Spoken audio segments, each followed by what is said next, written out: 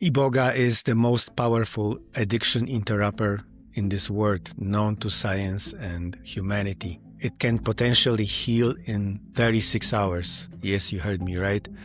36 hours from severe addictions, alcohol, opioids, drugs, behavioral addictions to severe depression, trauma, and deep burnout. It doesn't soothe, it doesn't mask, it simply interrupts, potentially once and for good. If you feel Iboga is calling you, if you know deep in your heart that the time has come to meet with Iboga spirits, what you are about to hear in this conversation may be the most important thing you do for yourself in your life. For years, I have searched for the right place for Iboga in the world, a place that combines authentic Bwiti knowledge and tradition from Gabon, a true Moupangou shaman trained by the Bwiti tribe, which is the home of Iboga on this planet, the highest safety standards and procedures, and a very affordable price that doesn't exclude people who truly need this amazing medicine. And I found it. My guest today is Martin Halla, a superbly experienced Moupangou who have completed fully extended training with the Bwiti tribe in Gabon. He has facilitated over 100 Iboga ceremonies and helped more than 500 people get their new, fully healed, beautiful life back. He also helped me down to the bone. And always, you hear me, always everything was okay. This isn't a random podcast conversation. This is information for those who know their time has come to find out who they really are.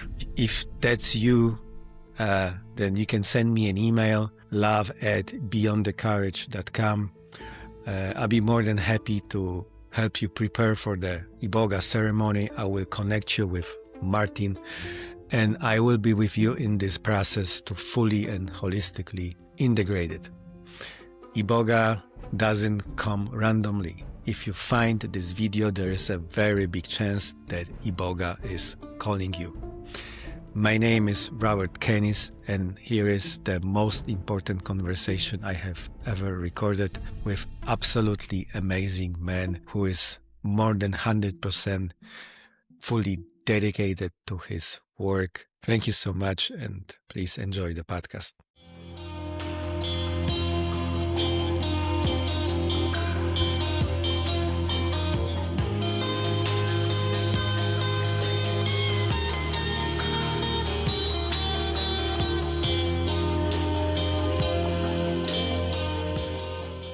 Hi, everyone. My name is Robert Kennis, and this is another Beyond the Courage podcast. Today we have an absolutely amazing guest, one of the most wise men I ever met in my life, Martin Halla, Iboga provider, Iboga facilitator.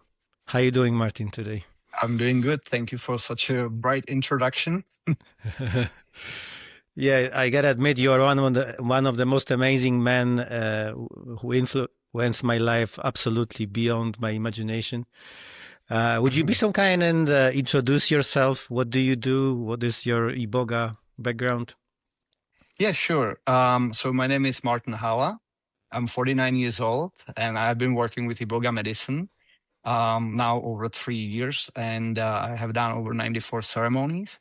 And people from different continents, Central America, North America, Europe, Africa. I think we had even someone from Asia. And I'll tell you that people have same problems no matter what the continent is. And myself, before becoming Iboga provider, so I was a person who basically suffered in my own mind through my own feelings. And I've been looking for different medicines or different techniques, how to basically heal myself. And Iboga did it for me. And then my path to Iboga was through different events. And I became Iboga provider. And I'm helping people mostly in Europe. Thank you so much for that brief introduction. Would you agree that Iboga is the most advanced technology plant entheogen available on this planet for human transformation and healing? I do. I actually do. And that's funny because me, besides being a Iboga provider, I'm also a software engineer. And I was trying to develop something, what Iboga does, for a long time before I even came to Iboga. At some point, I had even domain name called Iboga Software. And I wanted to make something that would be able to transition people from their state of suffering to state of happiness or peace of mind. And at the end, I'm like, why would I even do it? Iboga does this. It's like it's the most direct path. Maybe in the future something that will support the Iboga on that technological level, but I would say Iboga is the most sophisticated healing tool. Mm-hmm. That's a fascinating idea to try to create some kind of a digital layer to connect Iboga spirit to the modern digital world. That's maybe a brilliant thing to contemplate, and it's probably a huge challenge as well, right? Yes, probably required a lot of people and a lot of research to do that. Mm-hmm. Would you be so kind and try to define what Iboga is and what is the difference between Iboga and Ibogaine? Because a lot of people mix those two together nowadays. Of course. So Iboga is a plant or shrub from West Central Africa that has the Ibogaine is the psychoactive matter in itself, or compound, or I'm not a chemist. And it's coming from the bark of the root. And Iboga is unique because it has two spirits. Unlike any other medicine on the planet Earth, ayahuasca has a female spirit, and Iboga has two spirits, male and female. And the comparison to Iboga to Ibogaine is like comparison of magic mushrooms, psilocybin, to LSD. LSD is derived from psilocybin, is the chemical compound. And psilocybin is a natural form from the nature. So if someone goes for Ibogaine healing, which also has its own place in the world, so it's more scientific and it doesn't have the spirit of Iboga. When you go for psychospiritual healing or even detox with Iboga bark or TA, total alkaloid, so you are also getting that spiritual part. You directly communicate with the spirit of Iboga. We have been recording our first podcast in different language, in Polish language, like 6 months ago. And I got to admit, I told you privately that I'm superbly grateful to you because you turned my life completely around 180 degrees. You did it to yourself, don't forget. I just sparked something, ignited. Yeah, just guys, I want to let you know, just after one conversation with Martin, I decided to quit my old path, which was kratom, and also relatively heavy drinking of alcohol. I decided to change my life, to go into the light, to heal myself. And I found, thanks to you and other people and other influences as well, find this inner strength to do this. And that's also a part of the preparation for Iboga, which I'll be attempting to Iboga with you like sometime from now. And you mentioned that this life here, this life on Earth, is the most important life for our soul, for our spirit. That's Would you be so kind and elaborate on that? Yes, people have different beliefs, right? And Iboga is not about beliefs. Iboga is about clarity. And in Bwiti, is the Iboga tradition, what we only go by what we know. And what we know, we only have this life. And even when you take Iboga and you want to know if there were past lives or if there will be past lives, or present lives, I mean, future lives. So Iboga will not show it to you. So this is the only shot we have. No one came back from near death or from near death experience, people came back, but nobody came back, not even Jesus Christ, you could argue, back to this earth, and even came with, let's say, cell phone and showed you, hey, this is the better place. I myself had near death experience, and it was not pretty. And that's why Iboga teaches us that life is the greatest gift. And when you think about it, there is nothing better in this universe than to be alive. Right. And there are so many people in suffering right now, in depression. And I think we both agree that Iboga is the best tool, the best technology to change that. You say by Basse, that's from Bwiti language, like you agree, Truth. right? Yes, agree, truth. You also mentioned that we have to be 100% in truth with ourselves, no more lying, no more cheating around. And everything we do, according to the Bwiti tradition, has to be done to 100%. If it's 99%, it doesn't count, right? It doesn't work. You are a good student, Robert, a good Bwiti. Bwiti means school of life. School of life. What is your Bwiti name? Moupangou. Which means? It means a protector and a fighter. It has also different meaning regarding a temple, but protector and fighter is the best description, I would say. By the way, we don't give ourselves the names. It took me about 2 years to get it from the spiritual world and have it confirmed by the shaman. Yeah, I recorded a couple of podcasts recently with people who experience Iboga, and a lot of them mentioned that there's a lot of fraud out there. And how someone can prepare for Iboga, how someone can find the right facilitator. What would be your advice here? Sure. So before this podcast, we spoke briefly about martial arts, right? And it's the same like if you were choosing your dojo, you are not going to go to someone who has no lineage. You want someone who is legit, who studied under a certain master in certain tradition, right? Hundreds years of tradition or thousands of years of tradition. So that's the same. Always when you have Iboga provider, so number one, ask them, what is your lineage? How did you get your knowledge? How do you source your Iboga? It's not something you would buy online and go to some charlatan, right? And then also when you speak to that person, how the person resonates with you. If you feel like something's off, so it might be your soul telling you this is not the right person.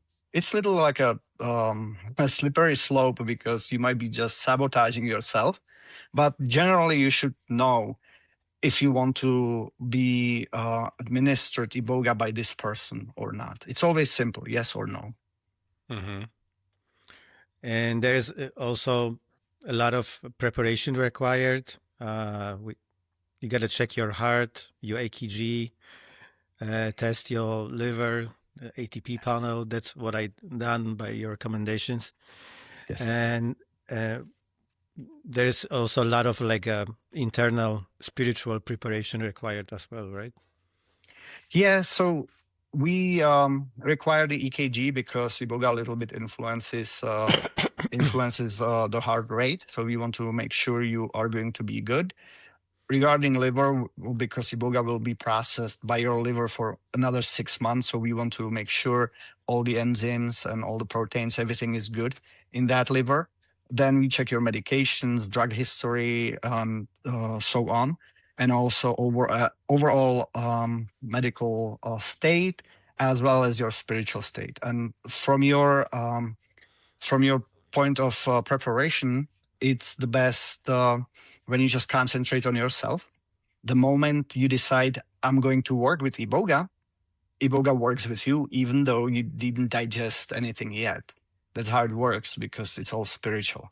And you might be experiencing not good events because Iboga will put you into situations where you need to see, for example, what is toxic for you or where you are not putting yourself first. So it will be black and white.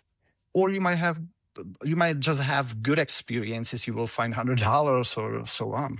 But in general, it's the healing starts the moment you decided I'm done, and that is the best actually mindset to go to Iboga healing. Like I'm going, I'll do my 110%, as we say. We add 10% if we slept, so we have some room. And you go into it. I'm not coming back the same. Like you literally get reborn. Mm-hmm. Yeah, that sounds really amazing and magical. I would like to come back to these differences between Iboga and Ibogaine, because a lot of people confuse right now in Western world confuse Ibogaine with Iboga. Yeah. To be honest, I didn't work with Ibogaine. I never had Ibogaine, and this is all I know from being a provider of Iboga.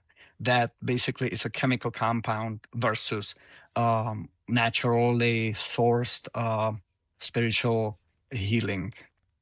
Mm-hmm. And also, we could say that Ibogaine is one of the Iboga's alkaloid, right? There's 13 alkaloids. That is correct. In Iboga. Yes, the main. There are many. Mm-hmm. And we could say that Ibogaine may work, especially for addictions, but there is no this very deep spiritual connection, right, with the Iboga spirit. Yes. So, as I said, Iboga is straight and also straight, but it's very direct, and it goes to the source of the problem. That's why when someone has an addiction, so they don't have problem, let's say, with a drug or alcohol. They have problem with their understanding of something that actually bothers them, to the point that their mind and their feelings are so basically intoxicated by this negativity that they go and they reach for alcohol or drug. So they basically numb themselves. So if we just try to change that person, like, hey, don't do it, or give them different some kind of injection of something else, we are just patching. But with Iboga, we actually, as providers and healers, we work with you in so-called psychospiritual journey, and we walk you through your life. We do life review every year of your life, and we find the problem and we heal it there with the help of Iboga. So we basically find the root, and then you don't have the need to actually reach for alcohol or drug, because the bliss that you felt through the drug, you already feel because you are connected to yourself. By the way, if someone wants to go after Iboga healing and do drugs or alcohol, it's their choice, because everything is our choice. That's another Buddhist teaching. Yeah, we have 100% free will. Would you say that a lot of people is finding this root cause of their issues and problems and anxieties very surprising, or what are the human reactions? How do you mean, like surprising? If I find it surprising? Like for people, when people find how people maybe I can paraphrase the question. How do people react when they find the root cause of their life problems after Iboga? It's revelation. But then a few days later, they might go like, oh, it can be this because I suffered so much, and it can be just this little thing. You might be just afraid of your, let's say, if anxiety you mentioned. So someone was in the past beaten by own mom, who always used some kind of kitchen tool, right? And then the little kid just was expecting the mother to come to their room. And from that basically perceived expectation of fear, this person developed anxiety. And then it's kind of like a perpetuum mobile, meaning it just feeds itself, and the person doesn't know the cause. And then they say, I have anxiety. But there is no such a thing that you just go into the woods and like a tick jumps on you and you get anxiety, or Lyme disease. It's just everything has cause. So this person just learned how to be anxious. And on Iboga, you have the opportunity to go back in time with all your senses. That's how powerful the medicine is, and relive that situation. And at the same time, we heal it. And then there is no more anxiety. By the way, as I mentioned earlier, sometimes people go like, "Oh, it can be true." They start doubting, and we have these Buddha teachings, which are the teachings of Iboga, right? That's thousands of years of tradition. Like we don't exactly know how long, but we know definitely before pyramids, so more than Wow. 4,500 years for sure.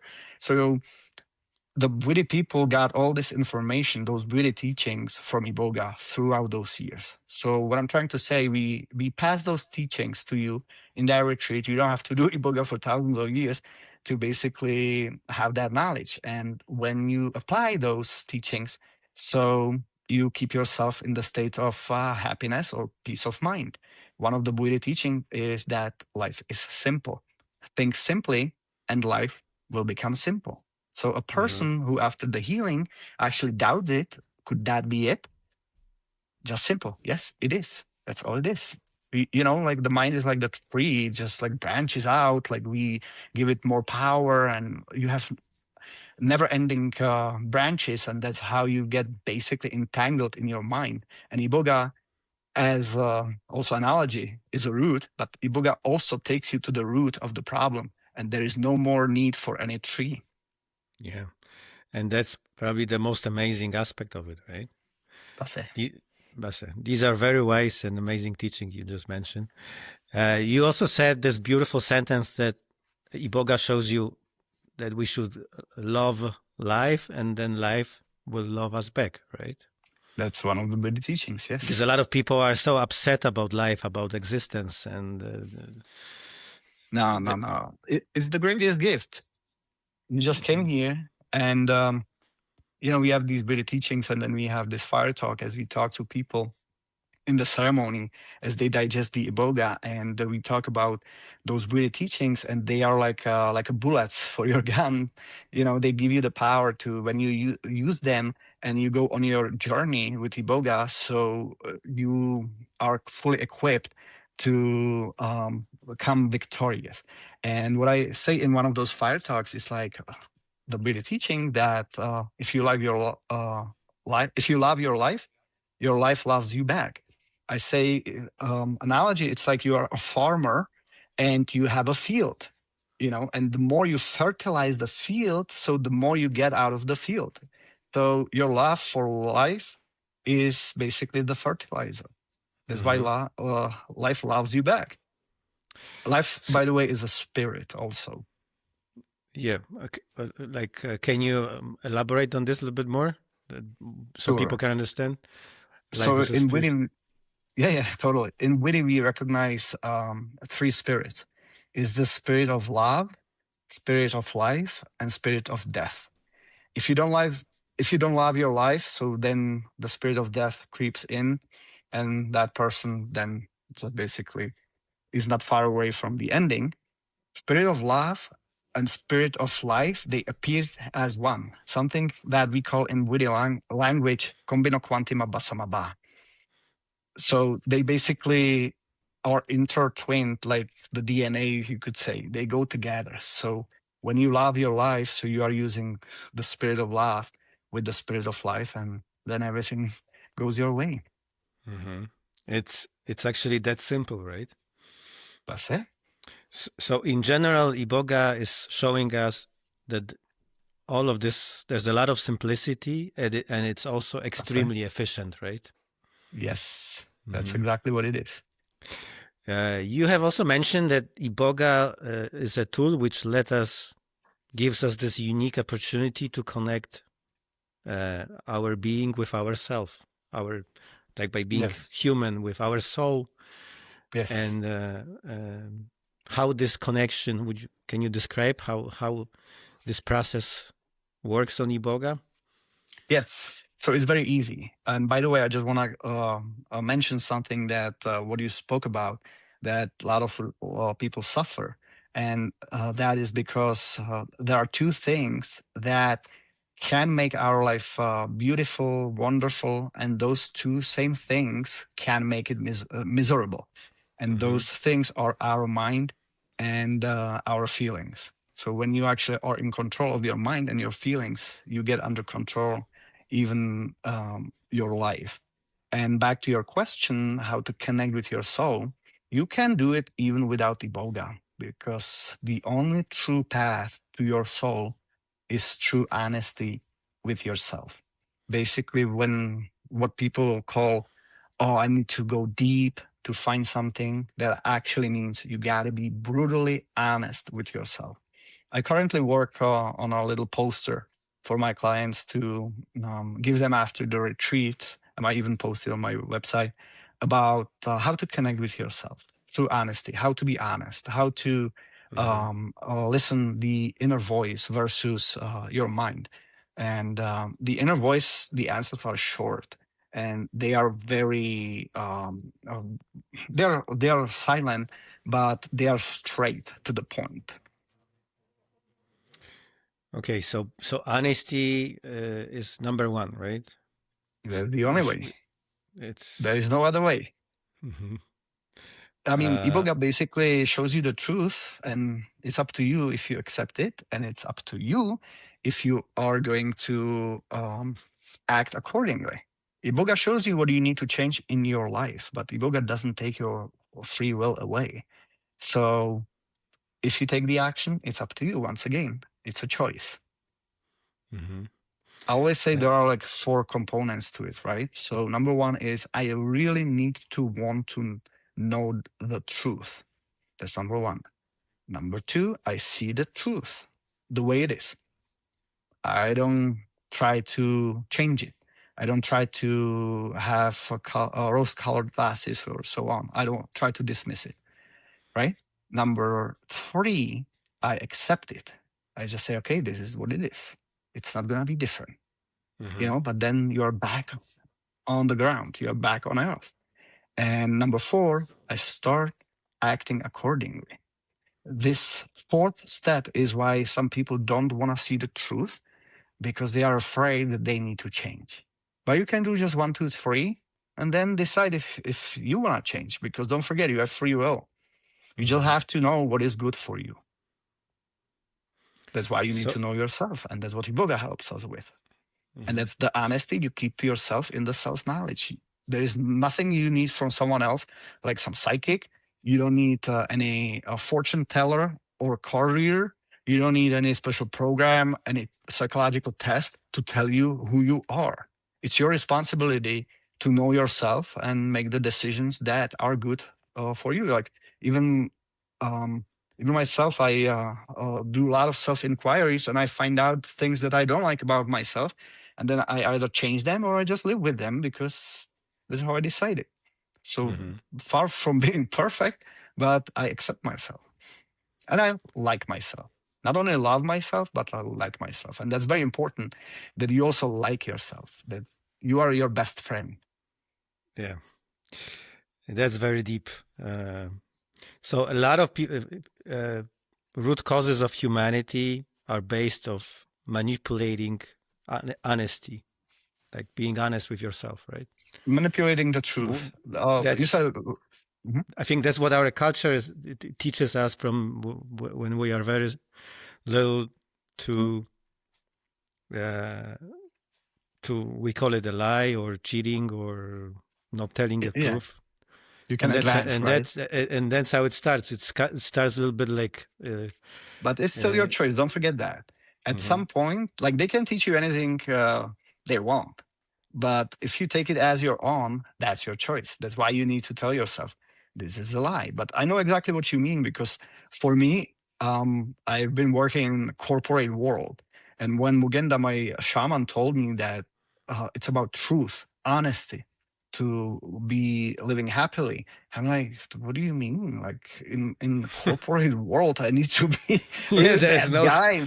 That's completely in reverse, right? The mentality over there. Yes, but that's a choice. Do I want to live like that? People who are very honest with themselves and with others, and who are very integral, those are people like you don't mess with, and you always value them because they are real. That's what it means. You don't need to be like a super honest in a way like to other people that you insult everyone. There is like a little diplomacy needed, but still, like you're a straight shooter, as they call it. You don't beat around the bush. So the most important is you don't lie to yourself. You just know how things are. That's what keeps you connected to you. Like people are looking for themselves. Like where? Tell me, like someone tells you, I'm looking for myself. So did you lose yourself somewhere? Did you go on vacation, let's say to Orlando, and you lost yourself and now you're looking for yourself? No, you've been here all the time. You just don't Hmm. see yourself because you don't want to see the truth about yourself. And that's what Iboga does. It just puts you right in front of you. And you want to look this way, it just puts it there. You want to look this way, it puts it there. There is no escape. Just accept it. That's why it's so efficient, right? Because But if you do not accept it, probably it could cause more difficulty, suffering, right, during that session. well, you will be fighting something that Mugenda calls the courtroom, right? Uh-huh. So Iboga just feeds you the truth, but you are still fighting, and it's he always says, "I'm curious who is going to win in this courtroom, who's Uh-huh. arguing." But there is no arguing. It's either you want to get healed, so you can be done in 1 second. That's how long the healing actually takes. Or you can be fighting and you can be telling yourself stories. You might be living in your ego that you created as a defensive mechanism because something happened to you, right? But if you actually just go to the root of it, so you can let the ego go, and then you can be just living straight out of your heart and be this person who is just him or she. Mm-hmm. Would you be so kind and tell us your story, like before Iboga, how your Sure. life looked, and how did you found Iboga? Because this is I actually know your story already, but that's kind of it's a fascinating story. So I would love more people to hear it. Sure. Thank you. So I've been living very good life till about the age of 17 back in Czech Republic. I was in boarding school, very popular kid, very good with girls, especially at that teenage years. And so I was enjoying my life. But one day I woke up and I knew I was not myself. I was very shy. I didn't want to know anyone. And I was like, how did this happen? And I only had a dream one night where I knew I used to be different. And that dream, just that little memory of me, led me on a path to basically work on myself. And it took me 28 years till my age of 45. And I tried everything. I tried Tony Robbins. I tried hypnosis. I did floating in Manhattan.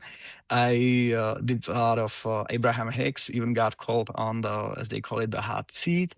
Any spirituality, I did Castaneda for a long time. I was getting better, but I was getting nowhere. You know what I mean? Like Hmm. maybe another 100 years, I would get it. And that was approximately in 2013 when my at that time spiritual advisor Pani Viga, who is a Polish spiritual card reader and also psychic, told me about Iboga. And she told me because she knew I was calling almost every month with my problems, and she was like, "Listen, if you do Iboga, all your problems will be solved."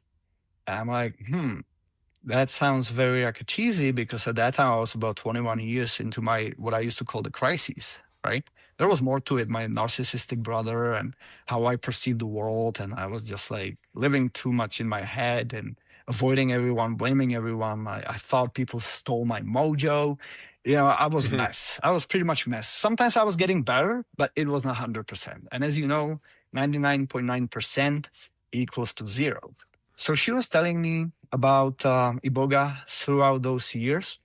And then that was back in 2019 when I traveled back to my family and they pretty much pissed me off.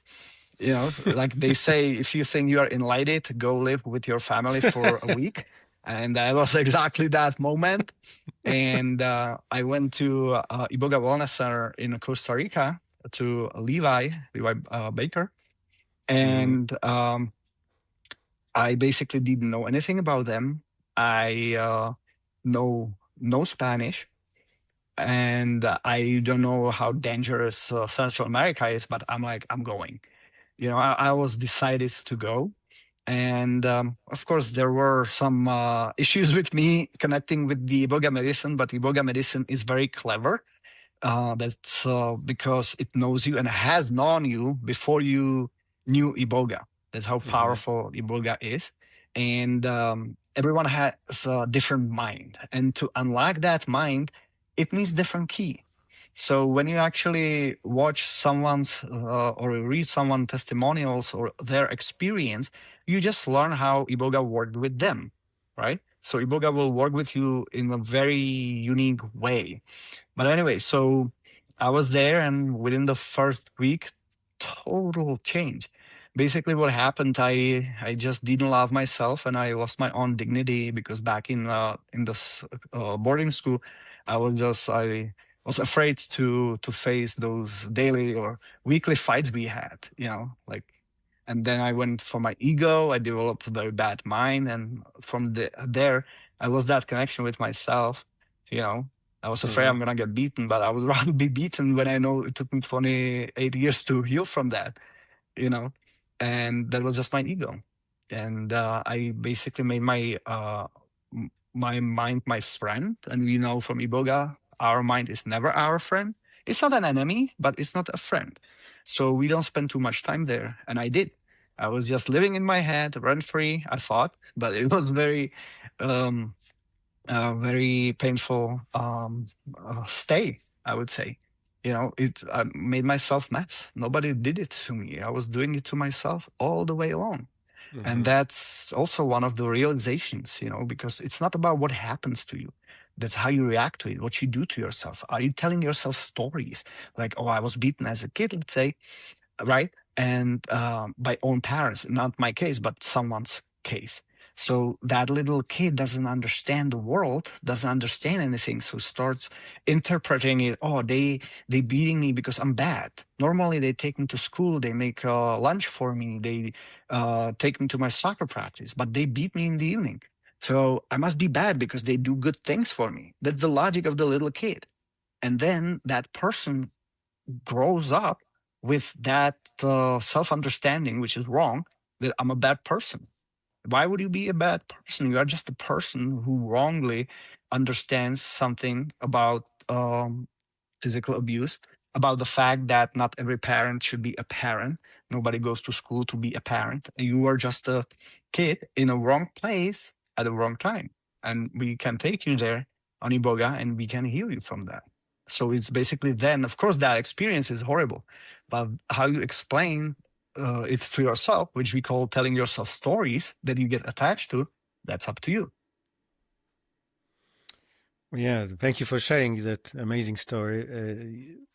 You said that our mind is not our friend. So, what is the main purpose That's of it. our mind?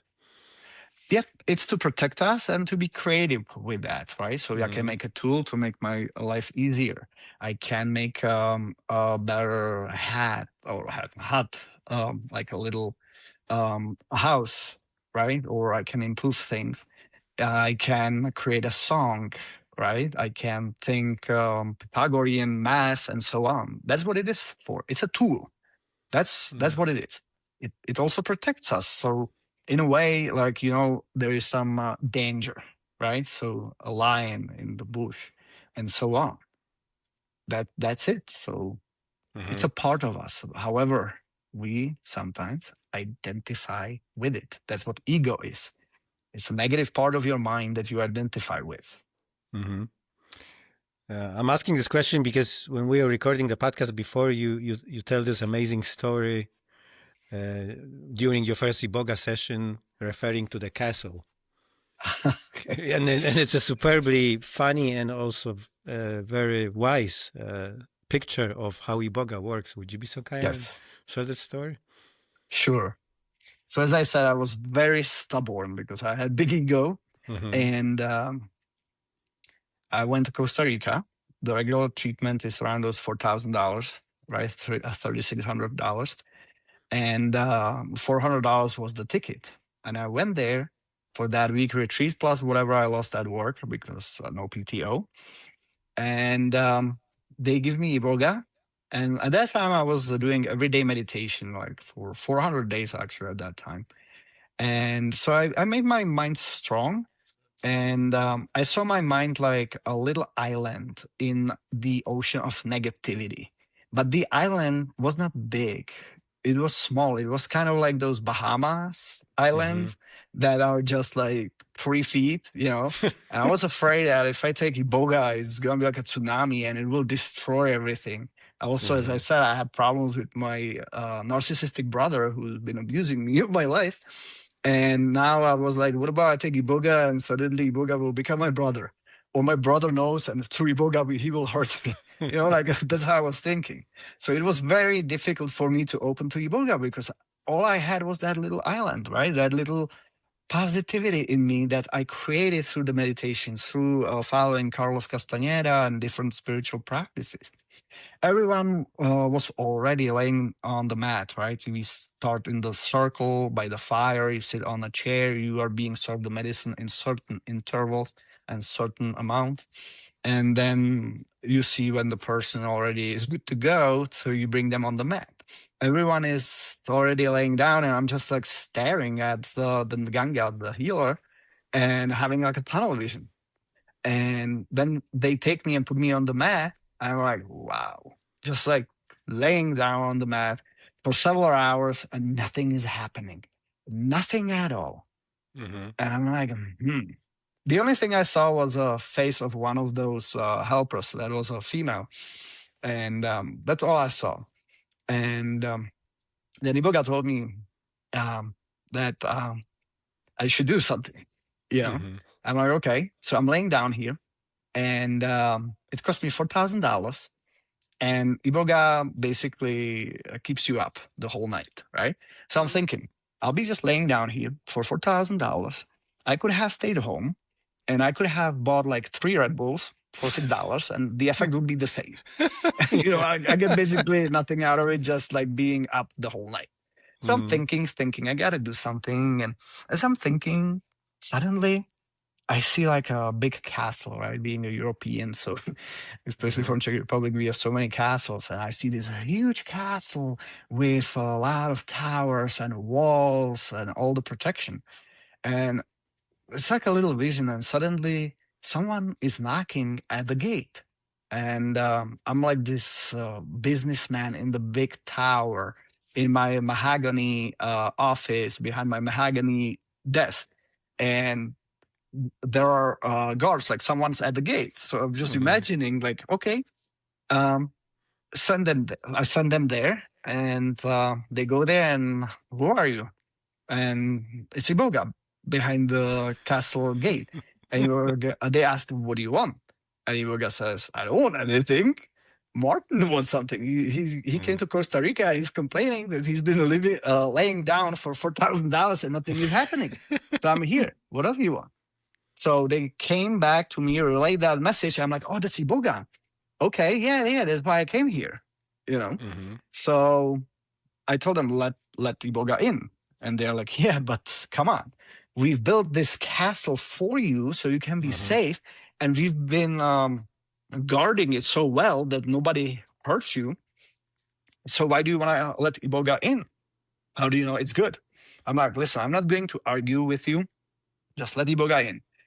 And I took a piece of paper, and on the paper, I just wrote, let Iboga in into any part of this castle, into any hidden chambers we don't even know exist, like the skeletons, as people say, Mm-hmm. right? Into any one of those hallways that like the escape routes, whatever is in the castle, right? Anywhere where no one was for years. Just let Mm-hmm. Iboga go there. Like I want Iboga go there with that torch and basically make everything on and sort it out. And they're like, yeah, but we cannot do it. Like, who are you? And I signed it as Martin Halla, but they're like, yeah, but what is your role? I'm like, Martin Halla, the owner of the mind. The And there owner of the was mind. nothing they could argue with. I let the Iboga in. Mm-hmm. I was not afraid anymore. I let it work on the background, what they call the subconscious mind, and go everywhere. And Iboga healed everything. And it also showed me that what I was lacking was self love. I connected with my soul, and it just showed me how beautiful my soul is. And I was thinking it was otherwise. I also went through all my past memories, and one of my thing was that I thought that my friends, they were envious, they didn't like me, they conspired against me. That's the mess I was. And Iboga just took me there and showed me the truth that my friends actually liked me. They liked my jokes, my sense of humor. They liked my presence. It was just me, was like in my mind, just shredding it into negativity. I was like everything um I could take, it was like it would get destroyed. Like remember the never-ending story, right? So there was the nothingness that was eating everything. So that was basically my way of thinking. So prior to Iboga, there were certain memories I never touched because I knew I would mess them up, but I did not know why. But now I know why, because it was my way of thinking. So as Mugenda teaches, leave that mind alone. If you don't need to use it, don't use it, because then you are making up a BS, and you are just like shredding everything and making everything like the nothingness, like negative. So anyway, and that's how my healing happened. Then I fell in love with that helper, of course. Iboga is like very for love or for sex, like making babies, right? People perceive it differently. Some people get a little bit more excited, some people fall in love. I was the sucker who fell in love, and it was actually a good experience for me because I didn't know that person, and I saw how vulnerable I am, and I was looking for love in different places. And through that person who actually denied me, which was why wouldn't she? I realized that I actually need to love myself. Mm-hmm. You know, that I don't need anyone else. So I cried a lot the whole day, and then my healing was done. Wow. Thank you so much for sharing so widely this You're amazing welcome. story. Thank you. You mentioned that during the Iboga session, we can connect with the death, with our dead ancestors, right? Deceased, yes, that is correct. Deceased. Yep, because we take you on psycho-spiritual journey, and we can call the ancestors. That's all we know about, basically, that the soul doesn't die. What's happening, where they are, we can ask. They're not going to tell you. And you can connect with them, and you can ask them. They can forgive you. You can beat them if you want, like whatever is your healing, right? And they will tell you only the truth, because that's how the spiritual world works. That's why, if you want to be spiritual, just be truthful to yourself. That's the most important thing. Like, that's what really keeps you on earth, and that's how you enjoy life. Like, people just want to be more spiritual. But what about if the top of all the spirituality is actually be enjoying the materialistic world? Because we will go back into spiritual world. So why would I want to be more spiritual? I want to enjoy life. Mm-hmm. So, are there any particular messages from our dead? Yes, of course. Like in your case, do you remember what kind of messages they forward to you? Yeah. For example, I connected with my grandmother.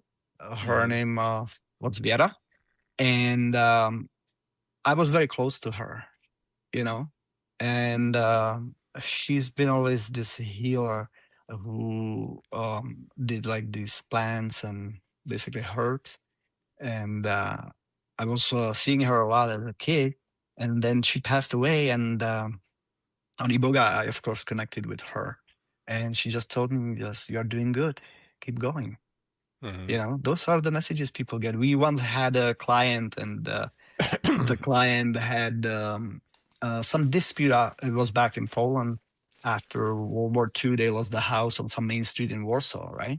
And he said, "Oh my God, I can't have these messages. I'm gonna go to my grandma," and because they couldn't get the ownership, the certificate, the title of the house, right? So after first ceremony, he thinks like this, and then before the second ceremony, we go through questions with people, like what do you want to know when we take you into the spiritual world and you connect with your soul or the ancestors or any other spiritual entity which will tell you just the truth.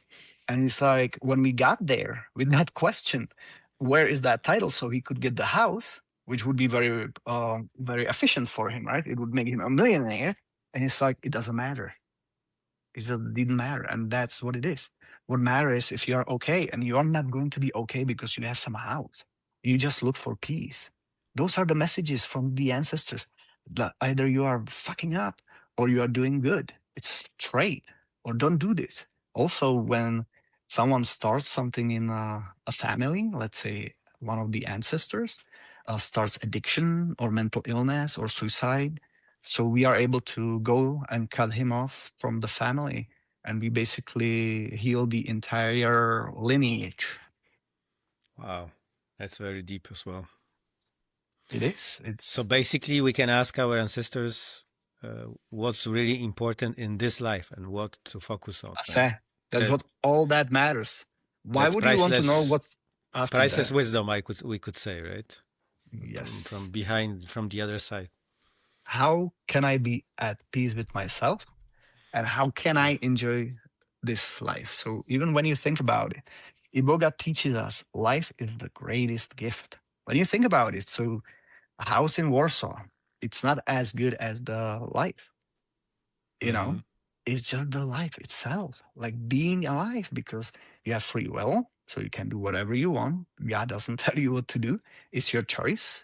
You can use it wisely. You can be dumbass and make your life horrible, but it's still alive. It's anything you want to do, you can do.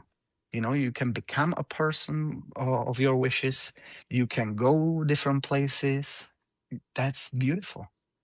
You can Mm-hmm. express yourself. That's what life is too. So basically, the bottom line is that the joyful, the holistically joyful, peaceful life is way, way more precious than material wealth, right? Like Oh, money and 100%. possessions 100%. and all this Western world craziness, chasing the golden chain of illusion, right? Look, you might be a millionaire, right? Mm-hmm. Who goes on a hot air balloon tour, right? And Uh-huh. suddenly it starts falling and you're going to crash, right? And you will just at that moment not be thinking about your wealth. You'll be like, hey man, if you save us, I'll give you all my wealth, because that's your life on the line. Yeah. Nothing else matters. Mm-hmm. I got it. Um, is there any way to describe with words how this Iboga states feel? Well, like when Iboga is start working within us, a lot of people probably is wondering, what do we feel? Maybe, some people try to compare it to some other psychedelics, but as you mentioned, Iboga is not a psychedelic, right? It's more like a dissociant, Entheogen. entheogen, right? It Mm-hmm. does dissociates you from your ego, that's for sure. you Mm-hmm. know and yeah, no, it's a state of peace and state of joy. Sometimes the breakthrough doesn't happen in the first ceremony, sometimes it doesn't happen in the second ceremony.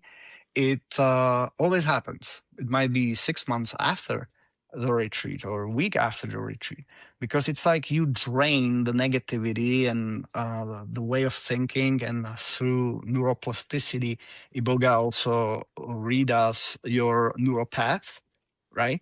And then as you drain it, so you might start at the bottom, but it's just constantly improving. So for example, a few days ago, I had a integration call with my clients from the last retreat, and for example, one client just came and like didn't get the breakthrough, but in that call he revealed that things are getting better.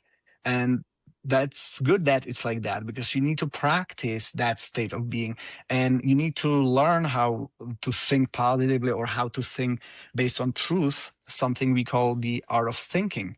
I'm choosing the thoughts that serve me, right? So it can be just like you get healed, you don't even know how, and from now everything is good, and then you go back to your way of thinking, way of doing things, and suddenly you're a mess.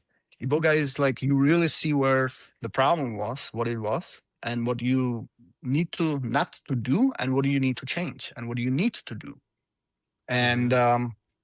you could compare it like to 10 years of psychotherapy, or very deep meditation for several days. You basically just know your mind is your tool. You know you have your soul, which is in your heart. So, for example, as much as I fly, right? So I used to be afraid of flying. Like it was always in the back of my mind. Oh, what about if it crashes? And this, always like some disturbance. I'm like, oh my god, we are falling. When I was flying back from that Iboga healing back in 2020 from Costa Rica, so I was like, okay, if it crashes now, I don't care. Like, not that I don't care about my life, but I don't.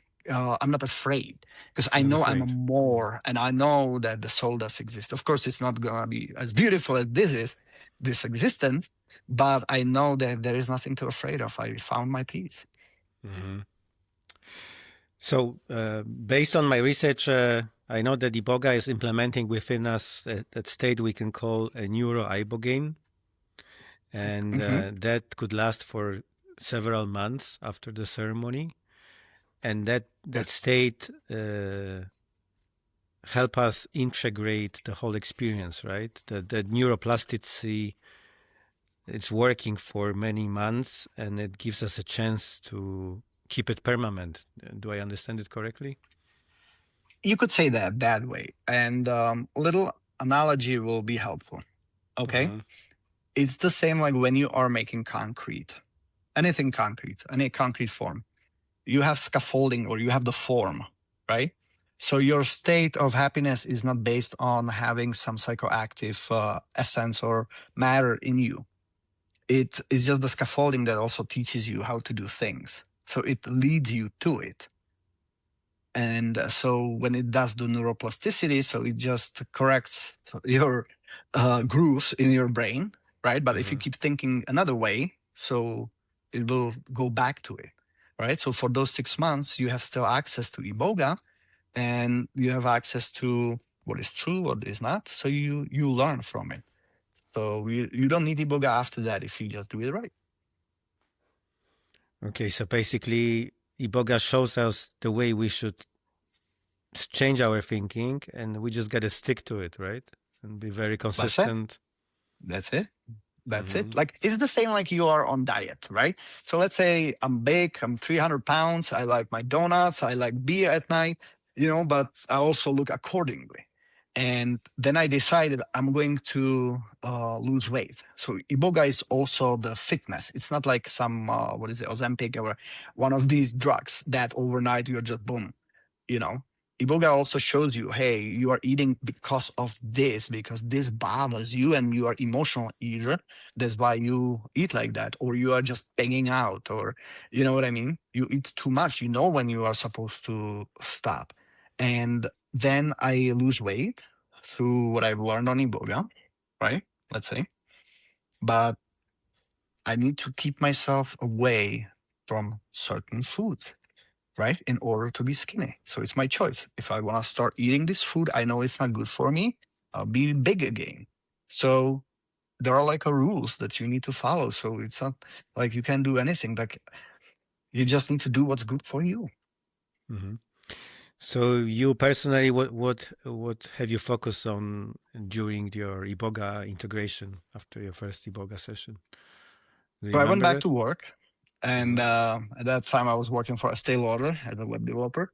Very stressful, so I was concentrating on keeping my peace of mind, basically not stressing out too much, giving 100% to my work instead of browsing 3 hours a day, And that was what I was concentrating on, and being connected to myself through the truth and listening to myself, Mm-hmm. recognizing myself and taking myself seriously in a way like Martin says something to me, I'm listening to it.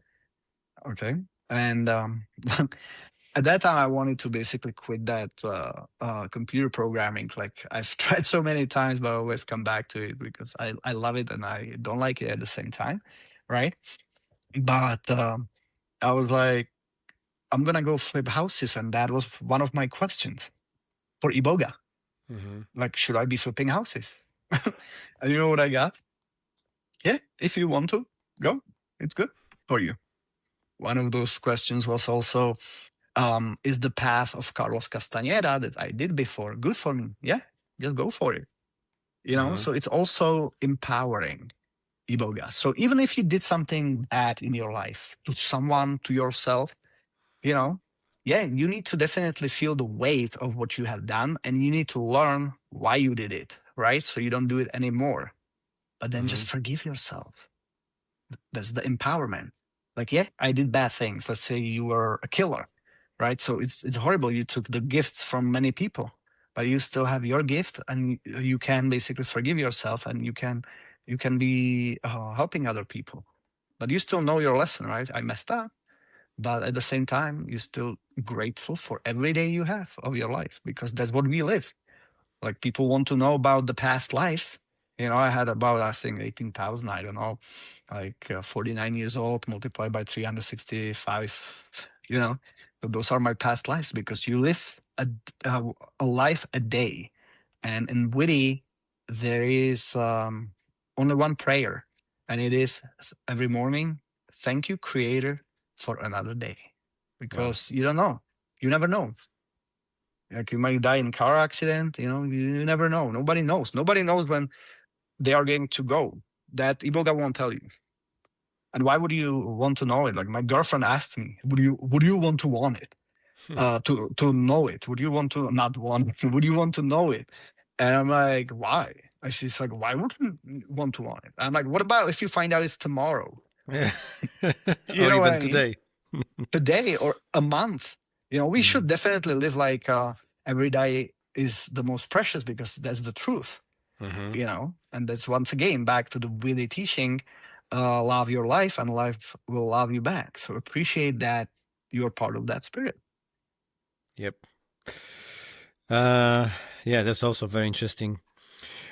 We have spoken privately a little bit today before we start recording the podcast that you were just came back from your journey to Czech Republic, where Yes. you have a retreat center over there and you serve Iboga. Would you be? And you said you took like an 8 months break from serving Iboga, right? And Yeah. So first of all, I don't have a retreat center yet, even though it's something I've been thinking about. Just need to figure out the logistics. So I have more retreat practice. We okay. rent different houses at this point that have at least 7 bedrooms, because everyone has a bedroom. So as I said, I've been doing it more than 3 years. This is my 4th year doing Iboga.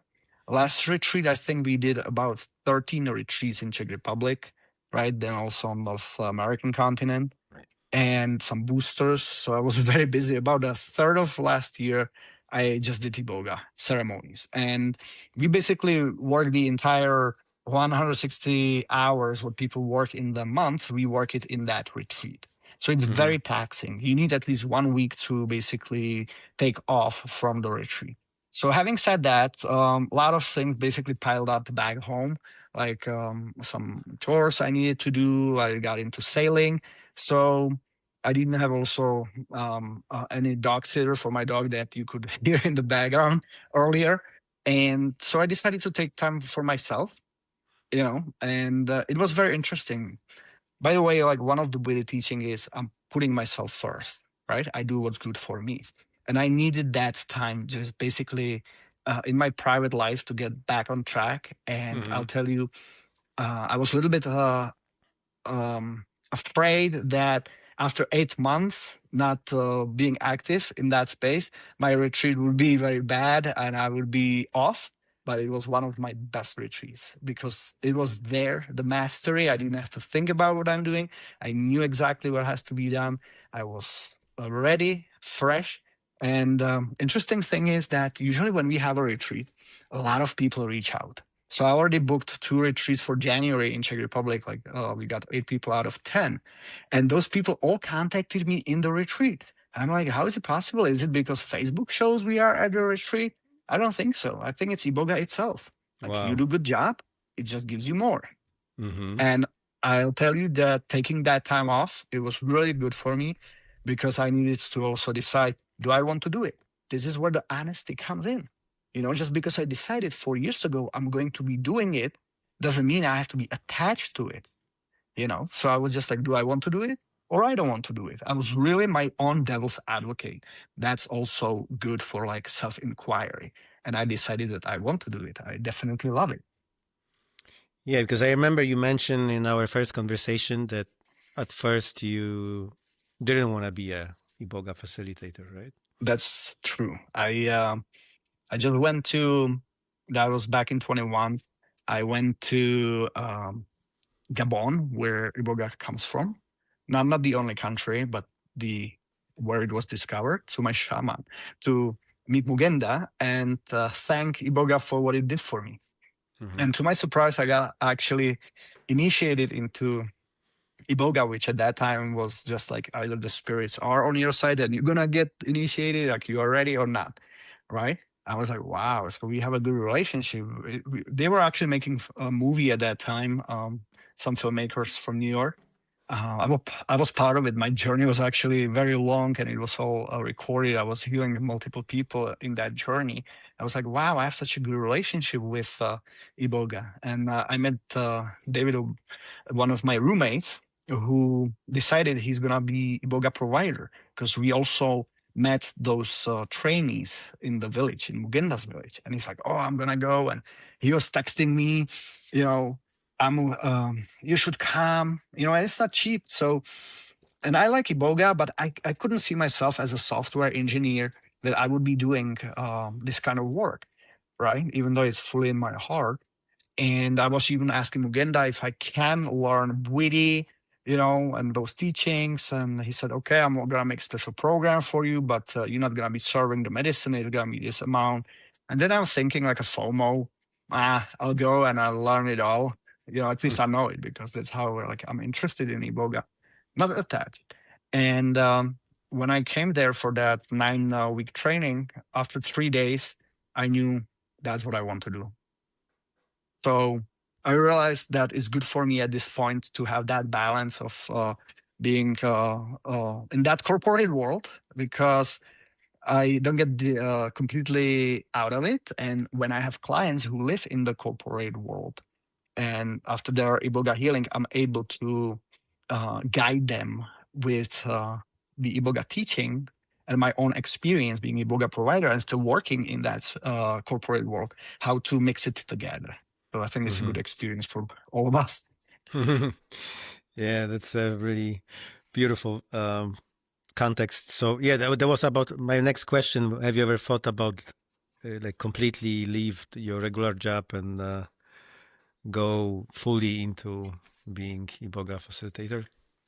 I had, and it was last year. That's why we Mm. did so many retreats, But Mm. in Europe, I have like a scale pricing, right? So I can serve more people. I just don't do it for my own enrichment. So it doesn't bring me all the funds. So that's why supplemental income is needed. I might get to the point that I'll be doing only Iboga, Hmm. but at this point, I still have kids that I need to support. So I would say I still need to do regular job, but I will eventually transition into it. That would be beautiful. Remember, I mentioned to you that I met this amazing Polish people who bought the land in Peru, Mhm. and they are very open to work with Iboga facilitators as well. Yeah, yeah, Um, I completely forgot about it. So everything is on the table, right? So as I mhm. said, I still needed to figure out my life, how I can combine, because working with Iboga is definitely amazing. But I also want to be Martin Halla besides being Moupangou, right? And as I said, I got into sailing, which I totally love. And by the way, that was one of the first visions I had on Iboga because I always loved water, natural forces such as wind, and the freedom of open sea. And so I started sailing, and it's been absolutely amazing. So Yeah, you just need to really follow your heart, what's in it. And for me, it's definitely serving the yoga medicine to people because I make difference. that's also, isn't it amazing that Iboga can show you your life passion, like sailing in your Y- case? Yeah, yeah. You can if you really know yourself, you don't need yoga for it, right? Hmm. But it does show you because once again, it's about the truth and empowerment. So it's kind of like the cheat code in the game, right? So you don't know what to do next. You are already like, "Oh, I don't know. And suddenly you can use Iboga to get back on track and totally change your life around and be a person who enjoys life and especially a person who likes yourself and a person who knows him herself. So you live 100%. That's the whole point. Is it a good idea to prepare a set of the very important life deep questions for Iboga? Yes, 100%. 100%, even though those questions may change, right? Because you will be changing. And it's good for self-inquiry. Like common questions are, who am I? Or what is the cause of this? How can I heal it, right? Or why am I messy? How can I heal it, right? All these things. Or show me my ideal partner. So it will show you basically like the prototype of person that is good for you. It won't show you exactly who the person is, right? But it will show you what you like on your ideal partner, or show me the country where I should be living, or what kind of job is good for me, right? Or yep, many questions. And then before the ceremony, we go through them, and we sort them down to about 5 to 10 questions, the most important, right? Plus on our work and training, based on our work with Iboga and training by Muginda, we already know what question also to add in, which is important for people. One very good question is, and you can be asking yourself this, right? What is the biggest lie I have been telling myself? Oh, that's a good one. You cannot think about it. As I told you, I recently worked on a little poster for my clients, and I do something called, I think, because I was researching it, it's called induction, I think, answer induction or something like that. I start doing something like washing my dishes, right? So I'm occupied. And then I ask myself question, and then I answer myself in very short way. Like it's coming from the heart. And that's the answer. Why am I so stressed about this job? Because you don't like it. Just like that. While I wash the dishes, my concentration basically goes there. I'm bypassing that conscious thinking. So that's one of the methods you can be asking yourself. You just load the question and you let it be. It will come to you if you want to know. And most of the people don't want to know because they are afraid of the answer. Once again, the step number 4, I'm afraid of the change. So, for example, you are afraid to know something about you, and it feels like you have to face it. You are afraid it's going to come and stabs you into the back, right?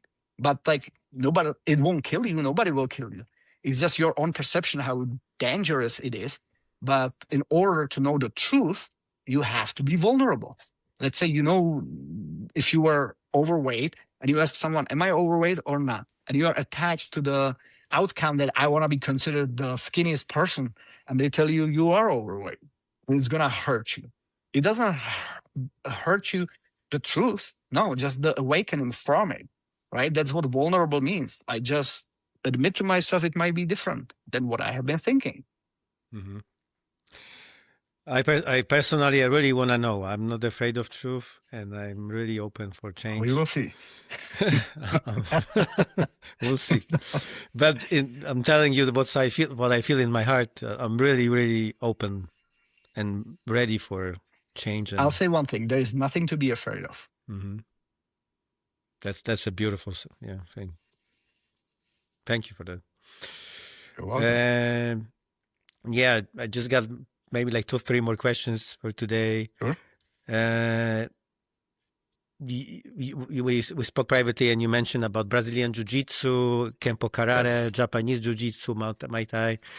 It's basically, it refers to discipline, right? So also, that is correct. Is also Iboga showing us that we should be very had a lot of discipline in our life, that it will help us with manage many processes, most of our life actually. Well, if that's how you need to be straightened, maybe, definitely you should enjoy it, right? So you don't have to be like a restricted, like a monk and living somewhere in like loneliness. No, it just shows you what do you need to know and what do you need to do. Because sometimes we want something and it's not good for us. So Iboga doesn't give you what you want, it gives you what you need. Similar to, you might come to a car mechanic because your light doesn't work, right? Your headlight. And the mechanic looks into it and starts fixing your alternator. And you might be thinking he's not doing anything. No, only it's a deeper problem. Actually, the light is not the problem. It is the symptom of not electricity not being created in that core. So what could be other advantages of sports like Brazilian Jiu-Jitsu, like also quieting our Yeah, mind, yeah. shaping our body, So staying in shape? I've been a practitioner for about 14 years. Okay. And before I did Aikido back in Czech Republic, and now I do Kempo Karate and Jiu-Jitsu. We spoke about Brazilian Jiu-Jitsu, right? And for example, for me, what it gives me, I'm not afraid. Let's say I send someone behind me, so I'm not like right away like, oh my God, this is horrible, and I have to panic. No, I'm like, okay, I concentrate into my key, into my center, and I will respond to it. So that's what the martial arts give me, right? And that's what I always liked. Also, my spiritual name is the fighter, the Moupangou.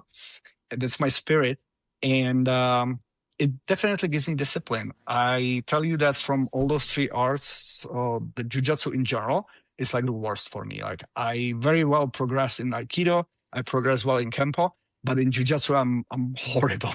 But it took me a while to admit it to myself. Like I started being jealous of other people that they are progressing and maybe the teacher likes them more. No, once again, honesty. I'm like, okay, washing the dishes. I'm like, why I don't progress in jiu-jitsu? First answer, you suck. Okay. So then I ask the next question, why do I suck? Because you approach it like a kempo. You approach it with fire. Jiu-jitsu, by the way, means ju is gentle. It's a gentle way of war. That's what jiu-jitsu is. It's judo is like a little version of it, right? The sport version. But in general, to do any good throw, you need to be balanced, and you need to properly balance your opponent, the uki as we call it. So it's no muscle in jiu-jitsu, and I bring too much muscle. So I started doing more self-inquiry. I accepted the fact that I suck at it. As much as I would like to progress and be very good, I just suck. So I'm like, okay. And that brought me back to reality.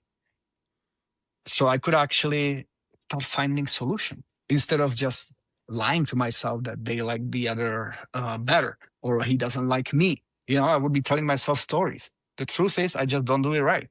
Like my understanding of jiu-jitsu is not right. It's not correct. So I might go to different school just to get different point of view to look at it. And then I'll see, is it good for me? Like in a way, am I going to learn anything? Maybe it's not good for me, but I need to walk that path to find out. I cannot be just thinking about it, right? But besides, Aikido is very good. It's very spiritual. It takes years to be efficient, but Aikido helped me a lot. Like I started doing Aikido when I was 21 years old back in Czech Republic, and I learned some spirituality that comes with that. One of the books I recommend to my clients is by Koichi Tohei, which is 10th, or at that time, 10th Dan in Aikido, and it's called Ki in Everyday Life. Ki is the what is chi, or in Chinese, or prana in Indian language. Indian. Yep. So ki is like the energy, the life as they see it, the life energy. So Aikido is the way of harmony of internal energy, and it's very spiritual, and it's very good for self-defense. But it's good to supplement it with different martial arts, because you basically need 3 different arts, right? You need striking, Muay Thai Kempo. You need throwing art, Aikido, Jiu-Jitsu, and you need ground grappling, such as BJJ or wrestling. But I'm going too much into details because, by the way, that's one of the things I that don't think love so. to No, do. it could be very interesting for so many people, like combining Iboga and martial arts. I'll tell you this. I learned one thing through martial arts, or many things, but one of the many things is I'm more straight. I'm not afraid, and I just go to my boss and tell it, like, diplomatically, how it is. You know what I mean? Because that's what martial arts teaches me. And many people, when they don't know how to fight, so they become sneaky, they start gossiping, because they are avoiding the fight that they would suck in, right? So the martial arts gives you the self-confidence. and I love it. There was also time when I didn't go too much, especially when I came from my Iboga training, which was over 2 months. I was just in Africa and I didn't go to dojo. And then I felt like, oh, I don't know if I want to fight, which by the way, we don't fight. Of course, we spar sometimes, but we do mostly self-defense, right? And I was like, oh, I don't know, like, I want to heal people. I don't want to hurt them. And the truth is, I'm not hurting anyone. I'm just basically getting myself ready, so I also had to be real with myself that self-defense is a good thing to have, because you never know, it's a skill, and you start getting to know yourself, because the biggest opponent is you know Mm-hmm. like your laziness. Sometimes I don't want to go, but I'm still going, and then it's the best 2 hours I spent. So I just go. Like, that's what the discipline is. Discipline is you do things that you don't want to do, and you still do them because they are good for you. Yeah. Yeah. Yeah, that's also in my nature. I don't want to fight or hurt anyone, but like you said, just sharpening your discipline and self defense, that could be cool.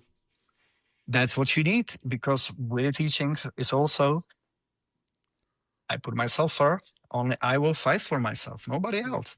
Mm-hmm. So it's self-preservation, and it's a beautiful time spent. You learn a lot of things about your body. You eat differently. You sleep differently. It's yeah, it's not like you just go for Tai Chi. It's also practical. Mm-hmm. And when you know how to approach someone, so you go straight on, and it teaches you how to think against your ego. Did Iboga show you that you should practice martial arts a little bit more, or No, I've decided a long time ago. That okay? was that goes back to that backing off from the fight, right? Because I always thought I'm gonna be this Mm. Bruce Lee successful black belt, and then I put my tail between my legs and left. That's where my dignity went, right? And then back in Czech Republic when I was 21 years old, that was basically 3 years after my experience at the boarding school, I decided to go to Aikido back in Prague in Czech Republic, and it was really good experience. I learned a lot, and then I left it, you know, and then I came back to it back in 2013. My dog passed away at that time, like suddenly, and I just woke up. I was not back in Czech Republic for 13 years, and I realized, wow, life is serious. Like, my dog died, and I really loved him. And I'm like, okay, I need to start doing things, because I was still in the mode like I'm gonna fix myself later, and when I fix myself, I will start living. You know. But that was good wake up call, and I started doing in the United States. I started doing martial arts. Found very good school, then changed the school, and I still love it as much as it hurts me more as I'm getting older, so I need to do adjustments in my life. That's also means to be real. Like certain things I can do, like the young people, 21-year-old me. That's for sure. And Mm-hmm. my mastery actually also says it. Like every black belt is different, right? So everyone is where they are. Like 60-year-old Martin won't be that is now, right? But Yeah. still. Mhm. Uh, I also like to ask you about the alcohol. Mhm. You used to drink a lot of alcohol, right? Before we came from the similar culture, Yeah, and yeah. Not to the point like I would be an alcoholic, but I was getting there. There was a mhm, moment that was back in 2018. I was building tiny house at that time. It was around this time, November. I needed to dress up, and I'm like, I'm gonna have a shot, so it's better. Like I will feel better to work. And then I realized, wow, this is becoming a problem, and especially being mhm. Czech, right? We are the biggest consumers of beer.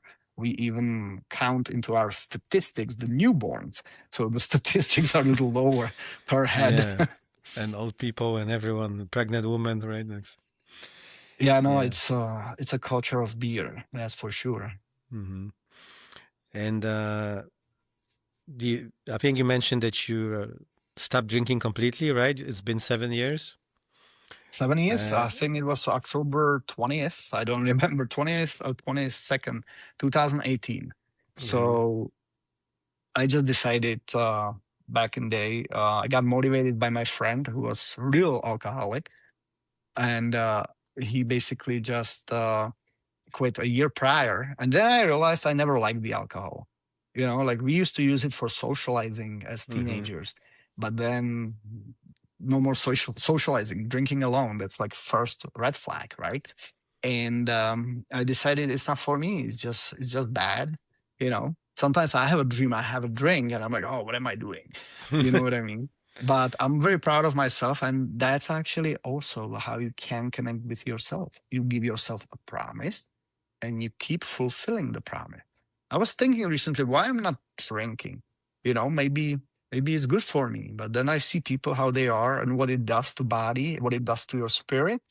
And I'm like, I'm not interested in. I actually like my strength that I say no more than being drunk. Yeah, that's a very wise approach.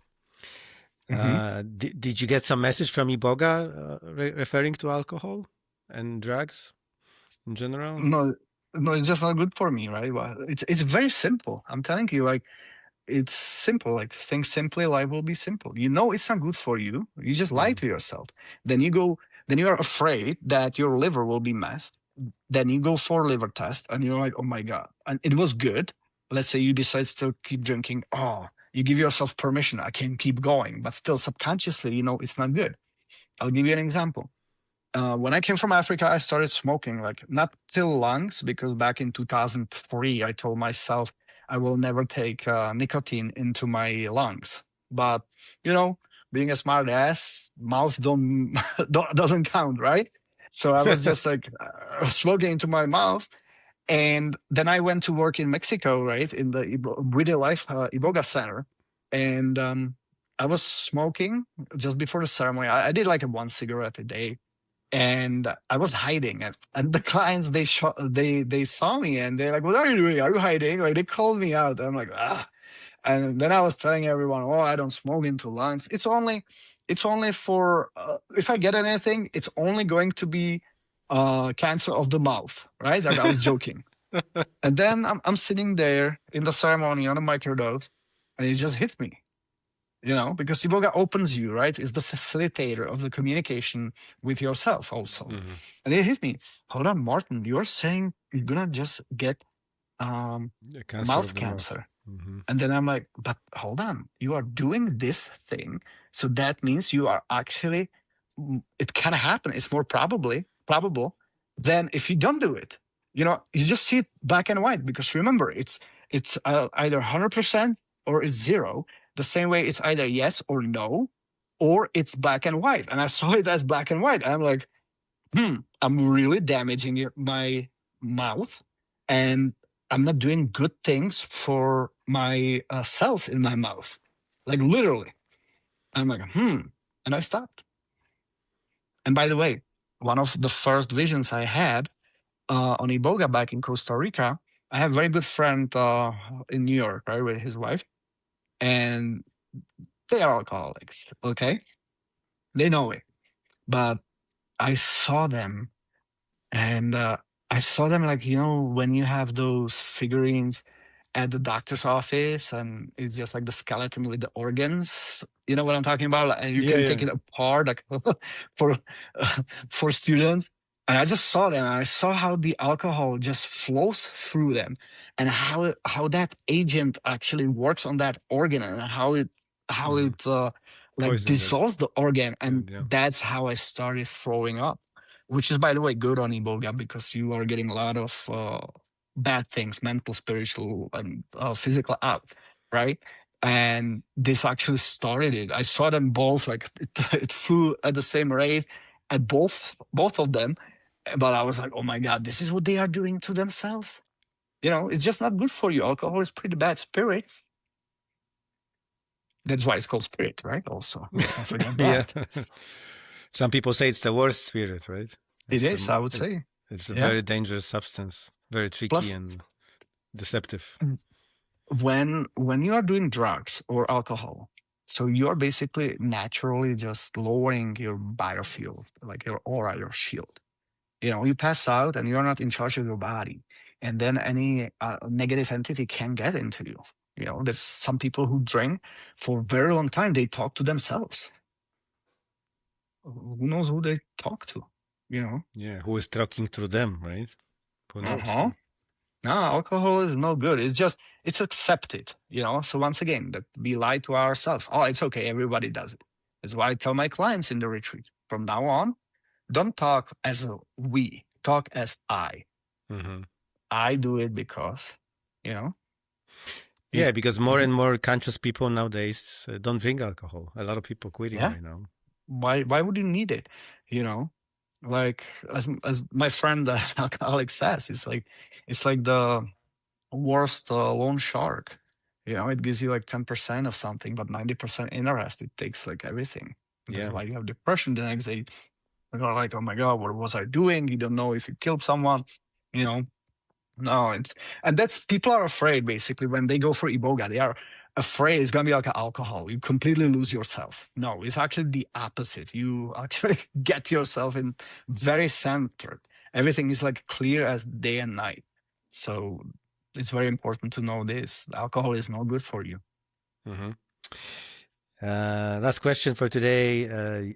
You are smiling a lot. You have a lot of sense of humor. Does Iboga have a lot of sense of humor as well? It Would you can say the have, spirit yes, of? of course, of course. It's pro life. It's serious too. That's why it has two spirits, right? Mhm. The female spirit, or let's start with the male spirit. Like they say, it's the grandfather, the stern grandfather. It comes and kicks your ass. Like, hey, why do you drink? Why do you do this to yourself? It's not good for you. Look what you're doing to your body. Look how you look the next day. You know what I mean? And then the female spirit comes and holds you and nicely Mhm. heals you, you know? And yeah, that's what it is. It's a healer and teacher. So the male spirit kicks your ass and the female spirit heals you. And I was surprised how much I love humor, good humor. And when I Mhm. met my soul, it was just cracking up jokes after jokes. I was like, dude, seriously. There was a guy next to me in Costa Rica, and he didn't like me, what I learned from that worker, because he thought I was crying all the time on the mattress. But I was actually just laughing. Like it was like this and that, and look at this. And I'm like, wow. So this is who I am. You know, not like a clown, but oh my god, I entertain myself so well, like with good jokes. You know, because the humor is amazing. You know, just Yeah, that's my vibe. We record a lot of podcasts with comedians in Poland and globally. I love yeah. comedy and life is a joke in general in a good way. Oh, Uh, okay. I know yeah, how you mean it. I'm Yeah, trying to yeah. imagine that process of meeting your soul. You know, it for right now it sounds a little bit like an abstract for my mind, but I Now can't wait. it's I can't very wait real. actually for the. It's very real. Sometimes people don't believe in it, but things change after that. You know, sometimes the soul is not in the best shape. So that's our job, you know, to Mm, get it into good shape. Sometimes one client got punched, you know, by his own soul that client was using drugs. And mhm. so I was like, what the hell are you doing? And boom. You Wow. know, sometimes it doesn't want to talk to you. Sometimes it's hidden on the bed, just scared. Sometimes it's not your age because you get stuck somewhere in your life. Like we had a guy, he came, he was like 52 years old, and he was shooting slingshot, you know. And I'm like at the backyard at the retreat. I'm like, oh my god, he behaves like a 12-year-old. And then when we took him on psycho-spiritual journey and he met his soul, he was 12 years old. You know, like Wow. something happened, like you get stuck there. And the point is, yeah, physically you grow into 52-year-old, but you disconnected at some point and you are still missing those years, you know, like where you left off. And then we go and we heal it, and the soul tells you everything, and you take care of it, and you promise you will never leave it, and so on. It's so beautiful. Like, right now I feel like crying because that's the most amazing things when you actually heal people from this, and when you empower them and they get themselves back. And basically we have so many friends through this work. Yeah, and I think this is a very beautiful conclusion of our today's conversation. I just would like to add that as a Beyond the Courage, we support this amazing foundation, the Gift of Heart, located here in Chicago, who helped save a life of 1,400 kids for almost 40 years. We'll place all the links in the description. Martin, is there anything else you would like to add at the end to our amazing conversation today? Yeah, I would just like to tell listeners, like, if they have any questions, they can connect with me independently. I'm not selling any services. We can just talk about what bothers them and if Iboga medicine healing is good for them or not, because you don't need to suffer. The life is not about suffering or healing yourself the entire life. It's not a healing journey. It's about like fixing it, like you fix your car and you go on a beautiful ride on a scenic drive, right? So just be honest with yourself and uh, call us if you just want to talk about the way you can live your life better through Iboga healing. That it can get you out of your misery, right? Because once again, it's the mind and the feelings that either mess us up, or we can have beautiful life if we get them under control. Basically, the healing is about getting the mind under control. Yeah, and that's a beautiful wisdom. So your website is ibogaspirit.cz. .com and .cz and .com as well. Okay. Yes. And if someone would like to connect with you, is there any email address or maybe through social media? They just click on a link and it takes them straight into WhatsApp, and they can write me a message. I want to learn more about Iboga, if it's good for me. So I reply and we take it from there. Then we have a short conversation like this video. So we can talk about what they are looking for, what kind of state of mind and physical state they are in, if it's good for them, because we always put safety as first, right? That's why we do all these verifications. So we don't mass sell Iboga, even though or Iboga healing, because we don't sell Iboga. But as much as we know that Iboga, we want it for everyone. So with certain cases, we need to work in a certain way. I would like to personally add from the deepest core of my heart that I highly recommend you as a facilitator and provider. Thank you.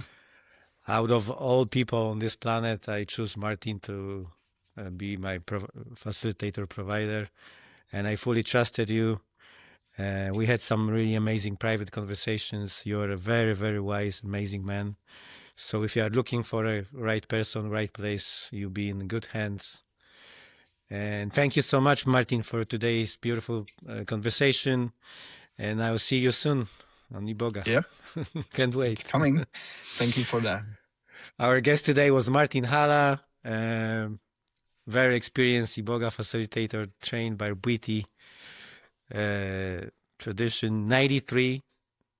94 Iboga ceremonies. Next year is gonna be 100. That's really impressive. In 3 years, that's wow. Yeah, could be more if I didn't take the time off. But once again, quality over quantity, right? Because I've been in different situations, but again, safety first. And we have very a strict rules that we need to work with. And I'm glad that is that way, And once again, I love Iboga for what it did for me, and I'm still exploring it.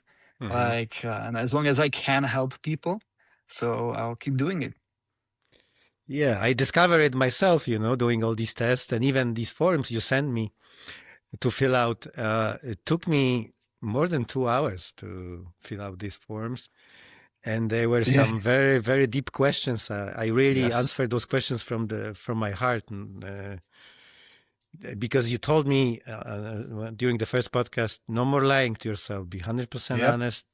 And it really got to me. It really got to my heart. And I changed a lot. That's what people are saying, that you change a lot. So, all right. That's beautiful. They can see it. Yeah. Do you feel changed? I feel changed. I feel like Iboga is already working within me. Yes, it is. And I really would love to spread the word out there and record a lot of podcasts with people who have a Iboga background, our guest, like 3 weeks from now, be Tricia Eastman, who wrote a book about Iboga, about saving the Iboga trees, because there are some Beautiful. issues in Africa.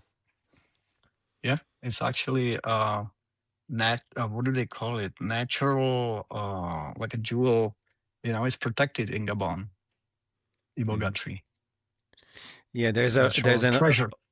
There's an organization called the Blessing of the Forest. We can place the link in the description, and you can make a donation if someone way to help Iboga tree, Iboga spirit. That'd be very generous. All right, everyone. Martin Halla, Iboga facilitator from Iboga Spirit.